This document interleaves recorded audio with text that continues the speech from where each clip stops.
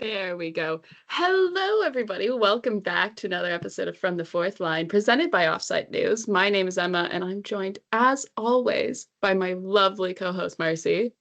Hello. Hello. We are here. We're back. It is Thursday. It is actually, as we're recording this, 3 p.m. on Thursday, so we are 24 hours away from the trade deadline.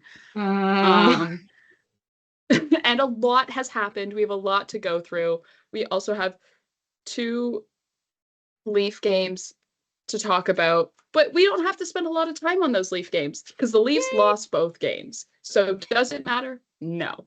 Important to note, Leafs and San Jose on Monday was a Prime broadcast. I am a big fan of the Prime broadcast, mostly just because they do, like, there's some things that people complain about, but like the things that I like about the Prime broadcast are unique to the Prime broadcast. And that's just like stuff like, oh, the warm up, like, like stadium cams before the game.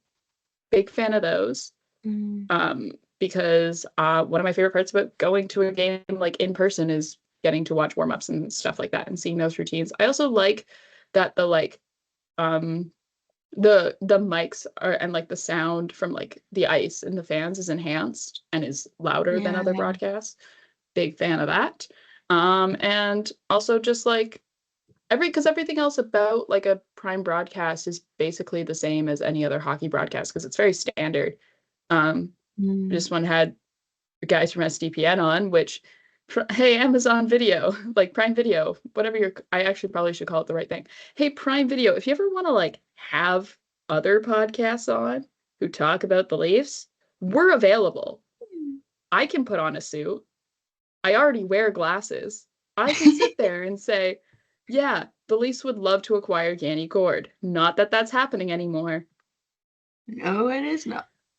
But yeah, the Leafs were taking on the San Jose Sharks in their first meeting of the season. Anthony Stolarz was getting the start in net versus Alexander Grigoriev. And also as well, Kelly Yarncroke was making his season debut. Yeah.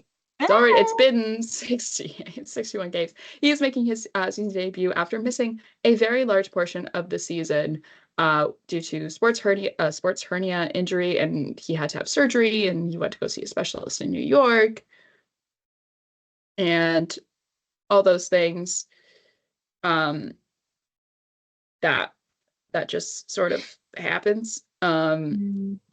Yeah, return from LTIR, and he kind of is like a deadline acquisition in that way because Yeah. he is that added depth in your forward group and he can play basically anywhere on the lineup, which is what's really nice about Calle Croak and is his ability to play anywhere, like in a pinch. I'm not saying like Mm. you want him all season as your first line left winger, but that's been a role he's played in the past in Yeah. a like crisis situation where it's like your Mm. team is ravaged by injuries or whatever. So he was starting this game on the fourth line with Connor Dewar and David Kampf. Not Anthony Stolarz, Stephen Lorenz was not in this one due to some tweak or something. He said, like, before the game against Vegas, that it was something with his head and neck that he tweaked and required him to miss a couple of games.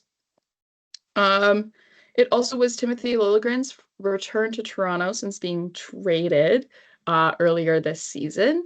Um, I will say he did get a really, at the first TV timeout, he did get a very hefty ovation and cheer from fans, which is nice. Yeah. Because that's just a guy who spent a considerably like a long amount of time with the Toronto Maple Leafs organization. He was a first round draft pick in 2017, and won the Calder with the Marlies in 2018, and spent like his entire pro career prior to being traded with that organization. And 2017 Mm. is like quite a while. Oh, it Yeah, is. yeah. It's Oh, can you it's like eight stop years ago now making at this me? point, No. right? Can you So it's please like stop making me think about the passage of time? it was 8 years ago. So that is a long time to spend. Like, not even just, I know like a lot of his time was spent with the Marlies, but like when you think about the fact that, the Marlies are located in Toronto as well, and there's a lot of interconnection between the two teams and the front office and whatever you want, like Mm. there is, they yeah, Marley's also practiced at Ford Performance Center. Like there's a lot of that interconnection as well, even though you're not necessarily playing with the Leafs even though he didn't play for the Leafs for 8 years. But I will say it was an even keeled first period. There was no scoring in the first. San Jose, like the thing with San Jose, and I think that a lot of people don't realize about them or forget about them, is that they may be young and they may not necessarily have the best record in the NHL right now. They don't, but they have so much of that young talent, and they even still have some older talent as well. Like it's not necessarily that they have like a ton of bad players on their roster. It's just that talent is really young, and so they're able to come out of the gate in games really, really strong. And that's kind of been the trend for them this season, if you pay attention to them, is that they will have a really strong first 30, 40 minutes of the game, and then will kind of fall apart as either it's endurance or just their focus or game or whatever. They get overwhelmed or whatever it may be, kind of falls apart. And and that kind of showed in this period. They had a really strong first period, and were able to go toe to toe with the Leafs. Now, mind you, the Leafs are coming out of a back-to-back with travel, playing in Pittsburgh the night before, not even night, the afternoon before, but like it's the NHL. Everyone has those stretches in your schedule where you're playing a lot of games, and it's like I don't love saying that like back to back, like that, using it as an excuse. I can use it as a reason, but not an excuse. You know what I mean? It's like I can see why the Leafs probably yes, but it should not excuse, like you still like should be able to play back to back games. You're in the NHL. But in the second period, John Tavares on the power play opens the scoring with a very classic John Tavares net front tip in on the power play. Classic John Tavares. I will say the power play, like as much as people criticize it, it's been better than it was earlier in the season. So I not that I hate it. I've not found myself, I'm not going to say thinking about it. No, and I know some people have been very critical of it and its structure or whatever. It's like, well, it used to be worse this season. It's like, yeah, like if I had it my way, every time the Leafs were on the power play, they would be scoring. But that's impossible. And no team can do that or manage that. No. So the fact that the power play has been finding increased glimmers of success where they do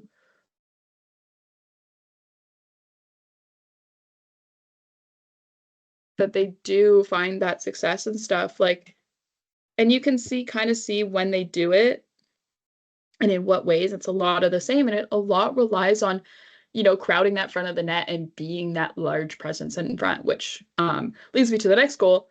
Matthew Knies with his 24th of the season puts the Leafs up 2-0 on the power play again. Net front, once again, being big, taking up space, and directing the puck into the net. And he's filling that role really well in a way that, like, the Leafs have had guys in the past who will do that, but like none in the way where like you can kind of see how he gets better. He can really become a menace there in the way of like, there's sometimes he won't quite direct the puck quite as well as you would hope or whatever. And it's like, you can see there's that like, oh, give him an off season of him just sitting there getting like, you know what I mean? Like working on that skill for an off season or whatever. And you can see him come back the next year and how good he'll be. And you can see that it's like, oh, him doing that then over the course of his career would be fantastic. And it's blossoming into success for him. He's already passed his career high in goals this season, and there's still 20 games left. Then Toronto, then you can see starting in the third period, they lose a lot of steam, and you can see the back-to-back in the schedule and just a long road trip as well start to catch up with them. And Jack Thompson for San Jose puts the Sharks on the board, and just a sloppy play by Toronto. Courtice, Ontario local, which is in around Bowmanville, which still means east of Toronto. Thanks. I'm realizing, like, because like I know where Cordes, Ontario is, but like I'm realizing like not everyone is just as deep into the GTA like brain Some rot people as are I like am. me. Yeah. So east of Toronto, local. He was a Morgan Riley fan growing up, which you know a guy is around my age when his favorite player growing up is a guy who's still playing. Like, yeah, Jack Thompson. I also was a huge Morgan Riley fan growing up. We are one and the same. So of course it's the local kid putting the Sharks on the board. And then not too much later, this is still like within 10 minutes left in the third period, Tyler Toffoli from Scarborough. So this is ties it up for the Sharks. So yeah, turns out, it's one of those things where it's like I literally was looking, I was like, there's a lot of guys from the GTA here, which I understand Yeah. is most NHL teams, but there are some teams where it's more than others. It's like Dallas and the Sharks are like two where it's like there's a lot of guys from the GTA here on this roster.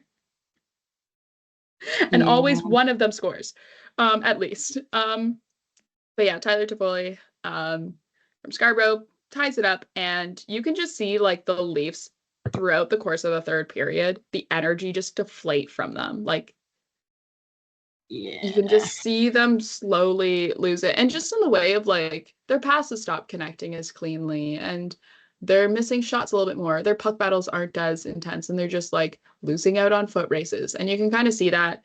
Especially then once it gets tied up, like there's not even really like a push from Toronto to, try and get the lead back.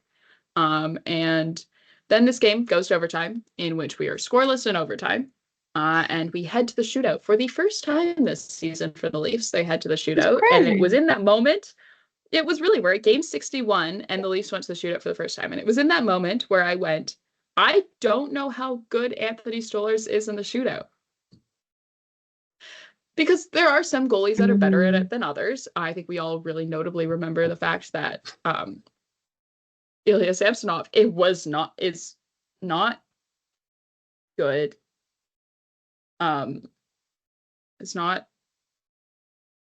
good at the shootout. But I was like, okay, Anthony Stolarz, here we go, buddy. Like, I don't know. And the Leafs end up losing it in the fourth round of the shootout to Zetterlund, who wins it for them. Um, yep, Yeah. Leafs get the 1 point, so it keeps them in there with Florida. I think it like ties them in points, but puts them ahead in points percentage because we still have games in hand. And I don't like it's one of those things where it's like I should not like not care. Not no, because you should care and we're nearing the week of the trade deadline. But I think a lot of people were putting too much weight into the meaning of this game against the San Jose Sharks in the second half of a back-to-back Mm. um on a Monday night game in March.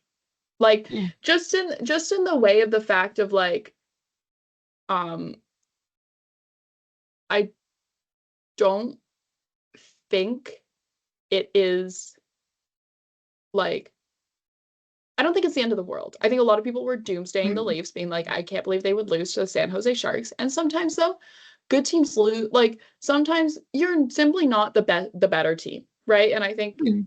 we can't take as even though we sit here on this podcast and break down Leaf games one by one, we can't take that as like the end all be all and live and die by every game because Mm. it literally would like we'd go crazy. We'd go absolutely Yeah. insane. We would not survive. No, we would not. And I mean, I think even then, like I'm this one doesn't worry me. And not because I'm giving them the excuse of, oh, it was the second game of the back-to-back. It's like I don't know, just it was a shootout. Like literally, it's the thing where it's like when a game goes to a shootout, and I know people are gonna be like, well, they should have never gone to a shootout in the first place. Sometimes shit happens. Shit Mm. happens. Yeah. But it's the fact that I went to a shootout, and at that point, like literally, the game can go either way. Mm.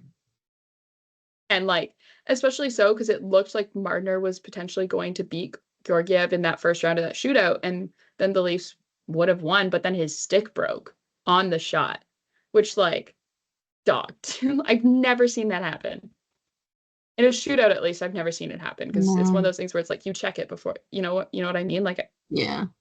you would think you would check it before you go out for the shootout, but Mm. the Leafs then are on now have started their road trip through Vegas, Colorado, and Utah, where Toronto was in Vegas last night to take on the Vegas Golden Knights.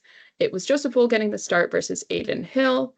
Steven Lorentz was back in the lineup, and he was replacing Connor Dewar on the fourth line, still with Camp and Yarncroke. It was a late 10 p.m. start that I stayed up for. You're welcome. I did not.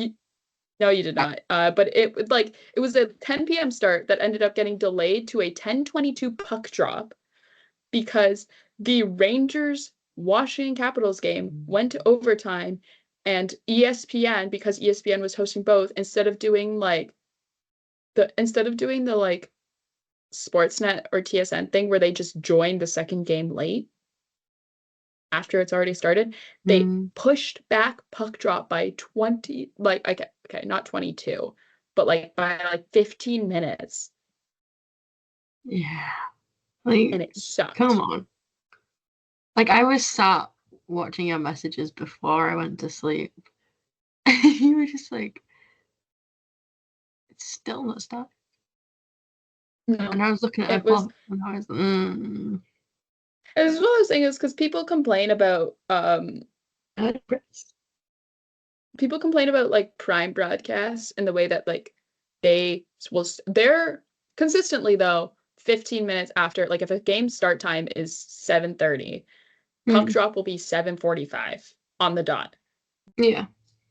And that's just the nature of prime broadcast because the broadcast, like they do more stuff pregame and Mm, all this sort of stuff. And that's fine. I know people complain about it because they're like, oh, like it's longer, whatever. I'm like, okay.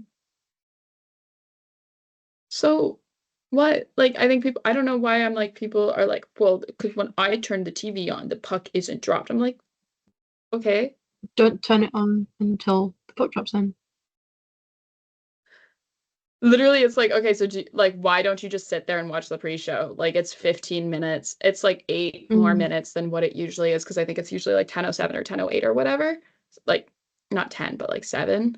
Yeah. And it's one of those things where I'm like, the only sport where it's like exactly on the money of like puck drop is this exact time is baseball. Baseball's the only sport where it's like everything is timed to the minute of like happening on time. Mm. It's like why you'll see game start times for Jays games be like 7:07. It's because the first pitch is actually thrown at 7:07 on the dot. Um, but yeah, anyways, in case you were sleepy though, waiting for the puck drop for this one, Matthew Knies makes sure everyone's awake by fighting Zach McLeod off the face-off, off the opening draw. Um, this is, I guess apparently it was prearranged, and it is in retribution for Zach Whitecloud's hit on Matthew Knies that gave him I don't want to say alleged, a suspected concussion. There we go. And holy crap, can Matthew Knies Ooh, throw some punches. Matthew. No, I'm not saying, you want him to go out there and do it every night and fight every night, but it is an aspect of his game that I think, you know what I mean? Like it adds Mm. dimension to his game. It's like not that he needed to already. He has a fairly solid game, but it's like one of those things where it's like, oh, no. Here's this player who's really, really good, who also can throw hands. It's a good quality to have. Yeah. It's just especially with you play like with some of the like best players in the league as well, like on that line Mm. and stuff. Yeah, so you've got the best players in the league, and then you're the big, large, ready to throw hands. And everyone's like, oh my god, Matthew Knies, we love you. That was my Mitch Marner impression. I don't think it was very good. But you get the vibe. Yeah, I got the vibe. And then and you think, oh, okay, well, this will get the Leafs into it, who are probably very tired after traveling to Las Vegas and playing like 2 days prior. 2 minutes into the game, Thomas Hertl puts the Golden Knights on the board. And I'm just gonna run through these top three of the game. The top three, not top three, but the first 3 goals of the game. Then Brett Howden, fairly shortly after thereafter, makes it 2-0, and Jack Eichel to finish off the third period on the power play makes it 3-0. And at that point, Joseph Woll's night is over. He is pulled for the first time in his NHL career for performance-related issues. Sportsnet stats said it, but then I also was like, I knew off my memory, I was like, I don't think this guy's ever been pulled due to performance. And then so then I had to go back. And then I went back through like on Hockey Reference and I was going through the game logs of this season one by one and like looking at time on ice.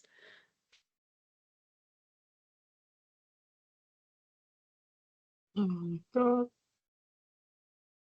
I'm like, okay. Um, but yeah, Wool allowed 3 goals on 7 shots, 3 goals allowed on 7 shots. Um, so tough night for him. I will say though, as much as there's 1 or 2 of those you would have wanted him to save, the Leafs were not doing their goalies any favors in this game and were No. allowing the Vegas Golden Knights to get a lot of prime opportunities, including in the first period, allowing them to get 5 like shorthanded rush chances, aka like 5 breakaway chances in the first period. Mm. Anytime a team allows that, like it's going to become so much of a harder game for goalies. And it's like, yeah, you want your goalies to give you an opportunity to win. And that's like kind of what the goalie, like that's what goalies have to do. But it's also, you have to then as well support your goaltenders in a way of like playing smart and not making dumb Hmm. mistakes and things like that. And it just sucks Yeah. to see Will Bolt. I mean, we're obviously fans of his, so I will say, waking up this morning to the clip of him on the bench, I I debated whether it was worth getting out of bed. I watched that and I was like, I was just like, oh, don't be sad. But no, and as well, my issue with everyone like losing their minds and being like, oh, like he can't be doing this, and like criticizing him, which yes, some of the goals he should have had, but like when a goalie has a bad day, it's so much worse than when a player has a bad day. Because if a player has a bad day, you just kind of like they just. But when a goalie has a bad day, it's more like obvious, if that makes sense. Like people can yeah. see it more. People are quicker to blame when a goalie has a bad day and like than like the position players. And it's one of those things too where it's like it doesn't help that I know Wool's last start wasn't his best. Mm. But it's also one of those things where it's like I think, the Leafs are in a position where we know that they have 2 good goalies Mm. in Anthony Stolarz and Joseph Woll. Like we know that they have a strong tandem there. And I think instead of immediately, as soon as a goalie doesn't have, like, has 2 bad games, when he hasn't necessarily had bad games all season, I'm gonna ignore Mm. like he did have a couple of rough runs when he returned from his injury at the start of the season. But I think anytime a That's player return from injury. returns from injury, you need to give him a little bit of time to like settle in a little bit, and Mm. I think that's allowed. But it's like people are so quick to like be like, okay, well, Wool had 2 bad games, trade him. It's like, well, no. Why can't you just enjoy the fact that in a league where everyone and their mom is looking for goaltending right now, you have 2 good Mm. goalies who can be starters or starters on any other team in the league? Yeah, that's And what like, gets me. It's like trade him. It's like, okay, for who? Who are you gonna get that's better? yeah, because who are you gonna call as your backup then? Mm, Matt Murray? like Call up Matt Murray. it. Okay. Anthony Stolarz, because you have overworked him because um he's never been a starter and has never played this many games in his career, gets hurt again. And then you're stuck starting Matt Murray. No offense to Matt Murray, much love to you. He has won Stanley Cups, but like you're then starting Matt Murray after a hip surgery, I should say. Mm, Post hip surgery, Matt Murray, you're then having him start in the playoffs.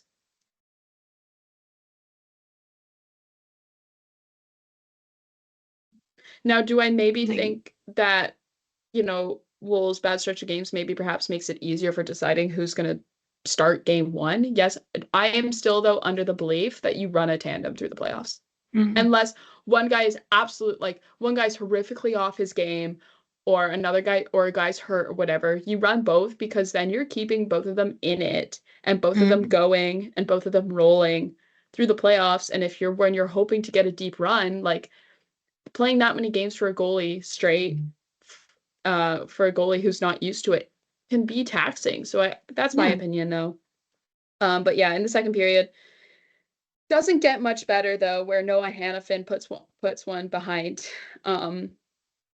Anthony Stolarz on another breakaway attempt. It's one of those things where it's like you're allowing those odd man rushes by Vegas, and what are they going to do? Take advantage of it because yeah. they're a good team. They're first in the Pacific. Um, but yeah, and then Tanner Pearson makes it 5-0. This one gets reviewed for goalie interference. It's still deemed a good goal. Um, I I don't know. I That one I looked at it and I was like, I can see the goalie interference, and definitely even Mike Johnson on the broadcast was saying, hey, that's goalie interference. Like, look at the way that Pearson like pushes the Mm, stick out of the net. But it's also one of those things where there was like 4 or 5 Leafs standing around while that was going on, while Anthony Stolarz was like scrambling trying to get the puck, and no one like pushed a guy like a Vegas guy out of the crease. mm, No one was like backing up the goalie. And it's one of those things is then you cut to Craig Berube on the bench going like fucking like back up your goalie, like support your goalie. mm. You're leaving him out to Like, dry. And it's true. And then at that point, it's like, so how much can you blame Joseph Wolf for this? Okay, maybe he didn't have a great start to the game, but also it's like if you're then watching the team hang Anthony Stolarz out to dry, okay, so then it's not the goalies. Okay, it's the team. The team is just playing horribly. Leafs get on the board. Austin yeah. Matthews on the power play for his 100th career power play goal. Um, and the power play is scoring. I'm trying to look back on if they've had. I don't think they had a power play goal against Pittsburgh. Mm, No, they did not. But because I was going to say, I was like, there's been. It works. Like I don't know. I've just seen so many people be really critical of the power play, and I'm like, I do I care that much? No. Um, but yeah, the Leafs just played like a sloppy game, and um, yeah. It also was at this point though in the game as well that Craig Berube starting the third period brought out the line blender after the second. It was like I will say the one strung together like the best ozone chances was a combination of Bobby McMahon, John Tavares, and Mitch Marner. mm, They had the most zone possession and like were able to get good puck movement going through Vegas' zone and had shots on net and good chances and just looked the most alive. I'd yeah. say like after that blunder went through, because then it was like nice, like Matthew Nylander, and then Robertson was on the fourth line and Yardcrook was up on the third, and there was a shuffle there. But it's also one of those things where it's like Aiden Hill was on top of every shot. Like it's what like Yeah. you have goalies that aren't maybe not necessarily having their best night, and you're going up against a goalie who's having one of his best nights. Mm. and who's playing really sharp, and it's going to be then 10 times harder to win the game in the end. Yeah. And that's sometimes can be the difference. I do think also like Leafs were playing sloppy. So then Mitch Marner 5-2 with a steal off of Barbashev after a zone entry from Bobby McMahon. Marner just walks it in and you're like, holy crap. Yeah. Mitch Marner. Mitch Mana. Yeah, and I mean in like something that's like a little bit too late. Oliver Ekman Larson and Brett Howden wrestled because sure, whatever. Yeah. Why not? Yeah. And just to add insult to injury, Wes McCauley was the ref of this game. Now, not that we have Sheldon Keefe as a coach, which always ends up badly when Wes McCauley refs Sheldon Keefe coached games, but Yeah. I will say Wes McCauley is not a great not a great NHL ref. But yeah, the Leafs are in. Leafs now don't play another game before Friday's trade deadline at 3 p.m. They're in Colorado on Saturday for their first game post trade deadline. So we'll see what the team looks like then. It already is hinting that it will look different as this afternoon at 2 o'clock, Ryan Reaves was placed on waivers. So we will see if he will end up with the Marlies or if he will end up somewhere else. If someone will claim him off waivers. Um, the Leafs, by sending him down to Kiki with Kyle Clifford on the Marlies, will get $1.15 million in cap relief, which is huge for the Leafs at the deadline because they don't have a lot of cap relief. And it'll allow them to potentially acquire a roster player, perhaps. We will see. But yeah, I think everyone celebrated a little bit with that news that Ryan Reaves was being placed on waivers. I Thank will say you, when I Brad when I Living, got the for finally notification, listening to my prayers. the first thing I did, like as soon as I saw, I sent it to you and Randy, and I was like, I did a stupid little like celebration where I was like, yes, finally. But we're free. We're free. Yeah, I we're free. I will say, I was in like a Zoom class when this came out, and I saw Ryan Reaves, and I was like celebrating whatever, and I was in class, and then my professor like immediately called on me like right after, and was like, Emma, like, where are you with your project? Like, have you had a topic? And it's like one of those things where it's like we've already had a conversation about my project for that class, like multiple times. I've talked to her about it, and she was like checking in, and I was like trying to sound like not insane, being like, yeah, no, I'm good. Everything's all right. Um, but yeah, so we will see. I don't know. Trade deadline already stresses me out, and now I have so many trades to run through.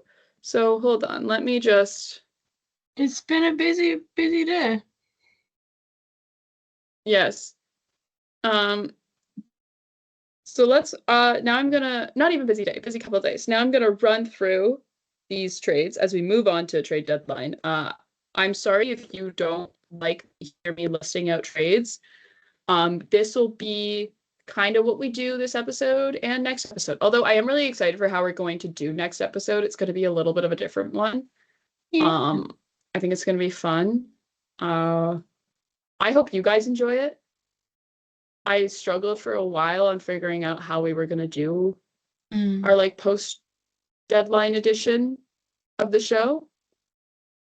But I think how we're going to do it and how Monday's episode is going to look is going to be really fun. Yeah. Very exciting. And I was excited. I hope everyone, I'm excited for it too. I think it'll be really fun. So anyways, moving on, I'm just going to run through these. And if we wanted to cycle back to any of these, we can. So Trent Frederick was traded to the Edmonton Oilers. He's currently on LTIR for a lower body injury that he suffered a couple weeks ago. But it was a three-way trade facilitated by the New Jersey Devils. So Boston Bruins retain Trent Frederick with 50% salary retained to the New Jersey Devils in exchange for unsigned draft choice Peter Hauser. The New Jersey Devils then will, because it has to be, you can't trade for nothing, and in order to retain a player by another team, he does have to go through that team. So then there was the second trade, which is the New Jersey Devils traded Trent Frederick with 50% salary retained on his already 50% retained to the Edmonton Oilers in exchange for unsigned draft choice Shane Lachance, who is currently playing for Boston University. And then Boston trades Max Jones and unsigned draft choice Peter Hauser to Edmonton in exchange for Max Weiner, a St. Louis's second-round pick in 2025, which is owned by Edmonton, at Edmonton's own fourth-round selection in 2026. So the big thing about that is that Edmonton is giving up a pretty big prospect in Shane Lachance, but there is now this understanding, or this, I think maybe this expectation now for the fact that he's been traded, that perhaps the Edmonton Oilers do not think that Shane Lachance will sign with Edmonton when he is done with his time in at BU, because it is important to note that Shane Lachance's dad is the director of amateur players, or North American amateur player scouting for the New Jersey Devils. So now that he's in the New Jersey Devils system and organization, so it seems more likely that he will sign there because his dad works for the team. And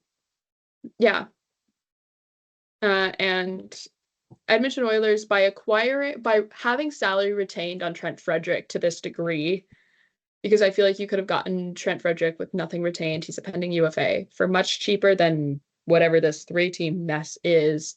I think there's an expectation by Edmonton that Trent Frederick will be healthy enough to play at some point during the regular season before the playoffs start. That's the expectation. Anyways, for those who aren't familiar with Trent Frederick's skill set because they don't have an attachment to Joseph Wool, Trent Frederick he's a bottom six forward who can kind of basically play anywhere. He can play left wing, center, right wing.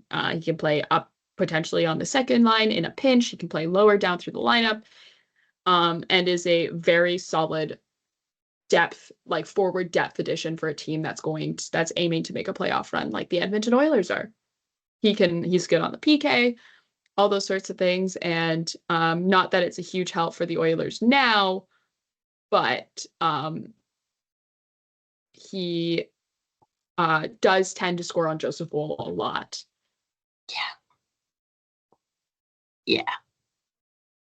Not that that's gonna help the Oilers right now because they do not play the Leafs again this season. No.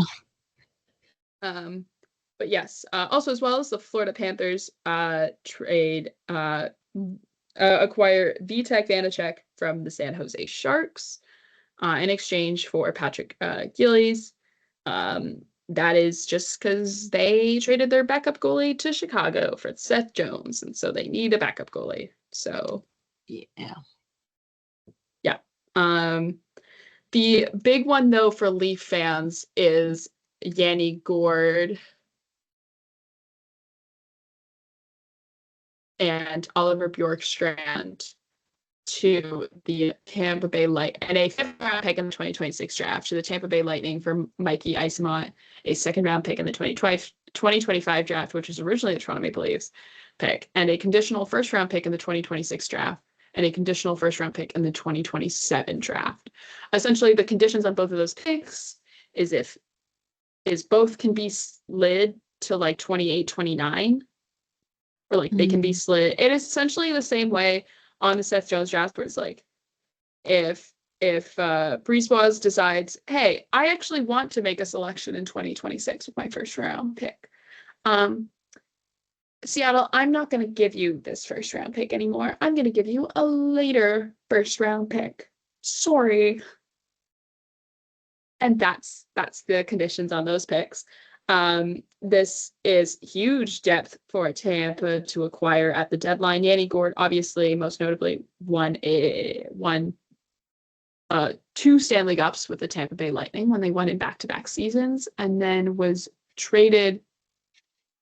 then claimed by Seattle Kraken for the Tampa Bay Lightning. There's also a retention on Yanni Gourde's contract done by the Detroit Red Wings, and prospect Kyle Aucoin, I believe. Well, he's from Ottawa, so I'm going to say it with a French accent. Prospect who's currently playing for Harvard University. I should ask Simon if he knows this kid. But I don't know. They're both from Ottawa and they're both the same age, and this kid has like a French last name. So probably. Probably. I don't know. Maybe he went to like elementary school with him or something. Weirder things have happened. But yes, Yanni Gourde and Oliver Bjorkstrand. This is like one of those things where it's like Yanni Gourde would have been a great fit for Toronto, and he's now in Tampa. So you're really hoping the Leafs can hold on to first in the Atlantic, so you don't have to face Florida or Tampa first in the playoffs. But yes, that's that one. I don't really know what Seattle is doing. They're confusing me. I don't know if they've committed to tanking. I mean, Yanni Gourde, everyone's going to talk about how he's going to be traded anyways because he's a pending UFA. Bjorkstrand has a year left on his contract. So I don't know. I also I wish I could watch more Seattle Kraken games. I can't stay up that late. I'm sorry.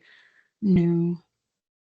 I've had to do it in way more than I've had in season pass, because I also have to watch the Ottawa Senators, and so they have those extra road trips and stuff, those extra late games, and it's just I don't know. I slept until 9:30 this morning, which is late for me. Yeah, I was gonna say, wow, what a lion. I was also still asleep at 9:30. Yeah, no, it just messes your sleep schedule and everything, and I don't like it. But yes, and then moving on, Pittsburgh Penguins traded Vincent Descharnais to San Jose Sharks in exchange for a 2028 fifth round pick to Pittsburgh.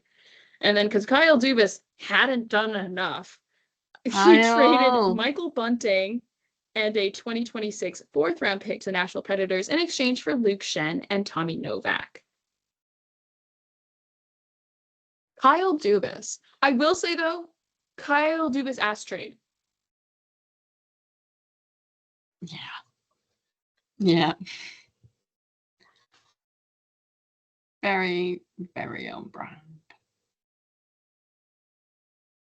But also Kyle, why are you doing this to me? Hasn't Michael Bunting been through enough? This is the second trade deadline in which he is traded in a row. And also, Kyle, he just got his appendix out. He's recovering from appendix. Yeah. And you've sent him off to Nashville in exchange for his former teammate? That's in Luke Schenn? That's foul work from Kyle. And I even saw a video this morning of Luke Evangelista being bummed out about the trade because him and Tommy Novak were friends, and Luke Schenn was his favorite Leaf growing up. Oh my god. How dare you do this to Evgeny Malkin? Yeah, Kyle. Why? I don't fully understand this one. I will say though, there is still a possibility that Luke Shen in the next 24 hours could be flipped to another team. It says I like very carefully.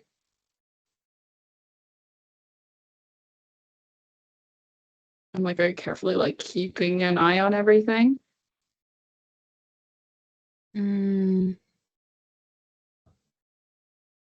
Yes. We'll see where everyone ends up. Um,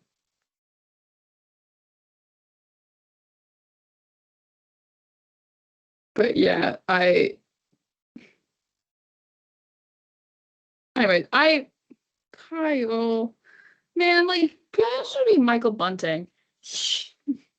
First of all, you're playing for the Pittsburgh Penguins, but you have to then get your appendix removed. And while you're still recovering from appendix surgery, you then get traded to the Nashville Predators. Like, hey, at least Bunts can go back to being teammates with Ryan O'Reilly. Yeah, he's got that. Also, former Canes teammate Brady Shea. Yeah, I mean, on the bright side, the Nashville Predators just got sexier.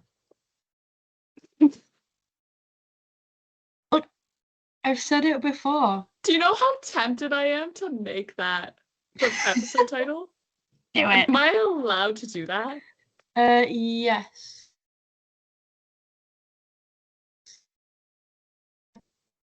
I just consulted the rule book that doesn't exist.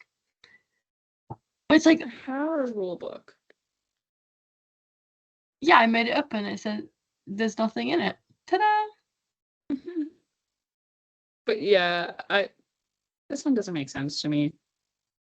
I don't get it. Whatever Kyle Dubas wants to do, Kyle Dubas can do. I'm just at this point, like whatever. But I'm just like, yeah, I'm gonna look away until this is all over. I don't understand any of it.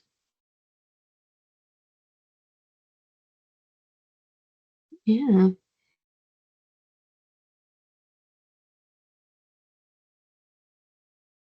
Oh. But yeah, sorry. Anyways, also as well, then this morning, Brian Dumoulin was traded to the New Jersey Devils in exchange for a second round pick. And sorry, I have to make sure I get this prospect's name right. And unsigned prospect Herman Traft. Okay. And there's also 50% retention or whatever. I'm sorry. I'm just like, oh my God. There's so much that's gone on today. Anyways, Brian Dumoulin, who most notably was on the was on the one Stanley Cup with the Pittsburgh Penguins. And their back-to-back runs. He's now 33 years old and is a solid depth addition to New Jersey, who's now without on their blue line because they're now potentially without Dougie Hamilton for a while and also still missing Jack Hughes. Then Nico Sturm was traded to the Florida Panthers with a 2027 seventh round pick in exchange for a 2026 fourth round pick headed to the San Jose Sharks. Another one of those classic deadline depth addition moves where you just get a guy for the depth because you're a contending team and you give up a mid pick. Yeah. It happens all the time where I'm like, I'm gonna discuss it, but there's no point into over analyzing if the trade is worth it because it just means absolutely nothing. And I mean that with like the utmost respect. Like all the love, but yeah. And then kind of the biggest one of the day so far of like today, Brendan Brisson was traded to the New York Rangers with 2025. I can't remember what round that is. I didn't run. third. Sorry. Yeah, 2025 third round pick, and in exchange for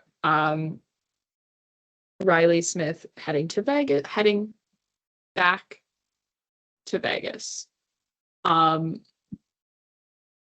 Brendan Brisson is like 23 years old, played for University of Michigan, is the son of very notable, very notable hockey agent Pat Brisson, who was the agent of like Sidney Crosby.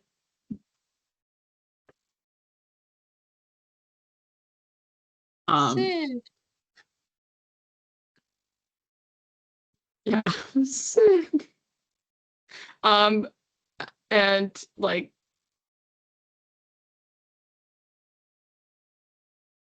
yeah, Yeah. I don't know. Sidney Crosby used to babysit this kid. Like, sorry, that's all I've got. He spent most of this season this year in the AHL with the Henderson Silver Knights. So, and Riley Smith is Riley Smith. I'm sorry, can you tell that like it's the deadline and I just read out like 8 different trades and I'm over it? Yeah, you're just like, when will it end?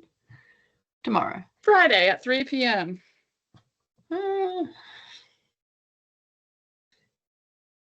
I don't like how fast this week's gone either. It does not No, feel I like don't it should like be Friday tomorrow. No, absolutely not. There definitely seems to be, you know, certain things about there's still a lot of players that are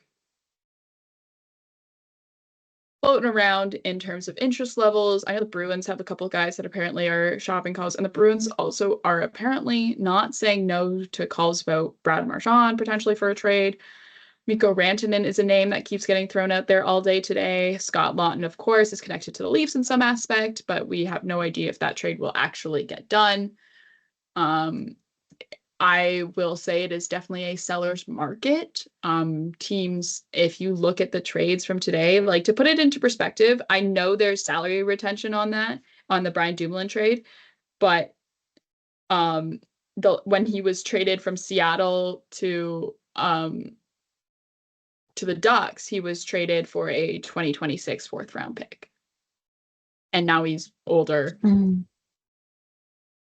And he's getting a second round pick with retention. So just something to think about as we kind of go into the final 24 hours and we look at what potentially the Leafs might do in terms of trade moves. I don't know. There's definitely, salary and things like that has to get looked at. So just something to keep in mind.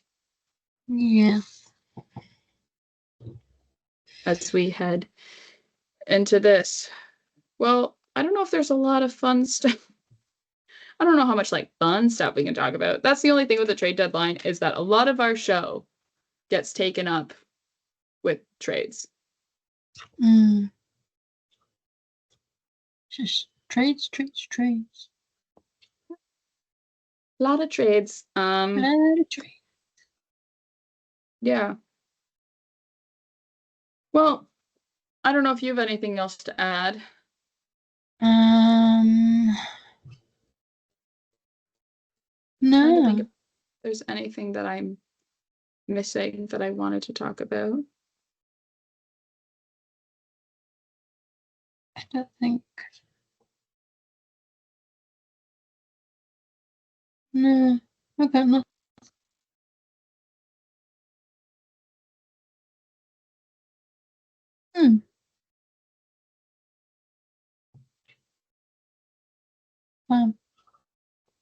All right then.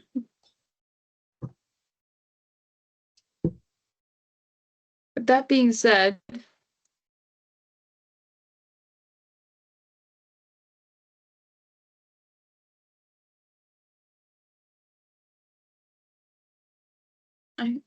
My Wi-Fi is so bad. It's spent like the whole episode where it's like you'll freeze, like my entire laptop will freeze, and then it'll cut to like 3 seconds later, and I've missed half a sentence.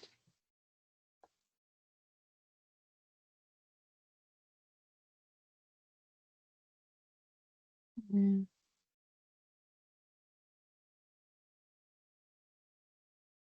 Crazy stuff. I'm absolutely terrified for what's going to happen in the next 24 hours. Oh yeah, no, I am also in so much fear. I am 21 years old and afraid of the trade deadline. Very real.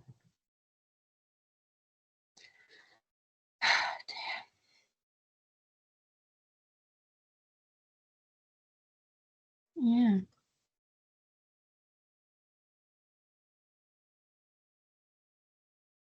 But with that being said, I think we'll end it here before any other trades break. Yes. So we will be back on Monday with a slightly different version of the episode. I hope you guys enjoy it. I think it'll be really fun for you guys. I kind of came up with it, and I hope it's fun. I hope it's enjoyable. But we'll see you guys on Monday. In the meantime, enjoy the trade deadline, or at least try to.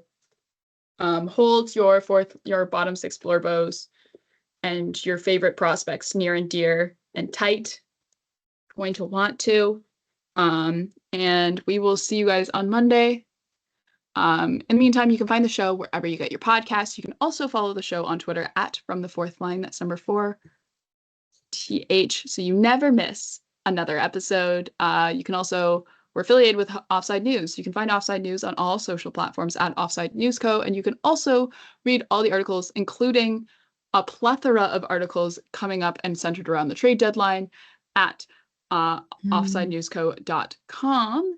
And in between episodes, because it's the trade deadline, we're going to be busy bees. If you want to see our thoughts on certain trades from the deadline, you can find us in between episodes over on Twitter, because we're hilarious over there as well. At 60 Leaves for Marcie, at PearB1 for myself. And in the meantime, thank you guys so much for listening. We'll be back on Monday with our post-deadline special kind of episode that we've got planned. But in the meantime, go Leafs go. Go Leafs go.